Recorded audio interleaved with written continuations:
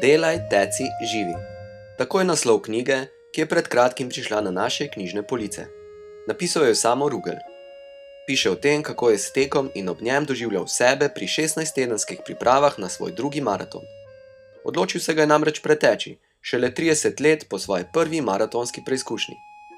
Takrat, leta 1982, je pretekel maraton iz čiste mladostne spontanosti in poguma. Ko je bil to zanj enodnevni dogodek.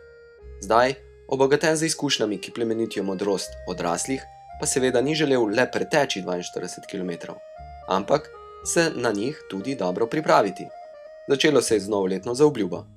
Spet preteči maraton, ki je v njem sicer tlela že nekaj let. To, da je Samo rekreativni tekač, je verjetno kriv tudi njegov oče, Janez Rugel, priznan slovenski psihiater, ki ga vsi poznamo po svoji napredni, celostni obravnavi človeka pri odvajanju od zasvojenosti in navajanju na zdrav življenjski slog. Janezu Ruglu lahko priznamo prav posebno mesto v rekreativnem teku. Rekel bi, da je prav on pionir rekreativnega teka v Sloveniji. To pa ne zato, ker bi bil prvi, ki je s svojimi prijatelji začel rekreativno teči. On je naredil nekaj več. V rekreativni tek in tudi na maratone je znal privabiti ljudi, ki se sami za kaj takega nikoli ne bi odločili. Doumel je psihoterapevtsko vrednost teka in jo posredoval naprej. Z rekreativnim tekom se namreč lahko ukvarjamo zaradi zelo različnih vzgibov. Ampak vsem je na nek način skupno prav to, da se želimo počutiti dobro v svoji koži. Sama Rugla rad berem.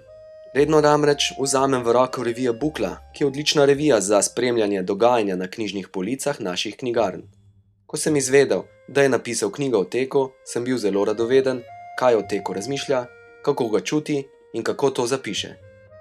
Tako na 215 straneh piše o tem na lahkoten, humoren, pa tudi natančen in analitičen način, ki prinaša v dogajanje napetost in strah, ali bomo maratonski podvig sploh uspel.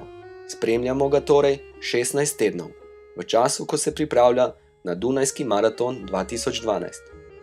Pri tem pa spretno vpleta različne zgodbe iz svojega življenja. Lahko rečem, da je knjiga Delaj, teci, živi Samova različica Murakamijeve knjige O čem govorim, ko govorim o teku. Ena od prednosti pa je ta, da Samo govori o nam domačih poteh, prireditvah in ljudeh, kar naredi to knjigo še posebej prijetno. Z veseljem jo priporočam in se hkrati veselim še novih knjig na to temo. Vsak namreč tek razume na svojstven način in še to enkrat tako in drugič drugače. Zato je pisati o teku enako kot pisati o življenju. Vedno je nekaj novega.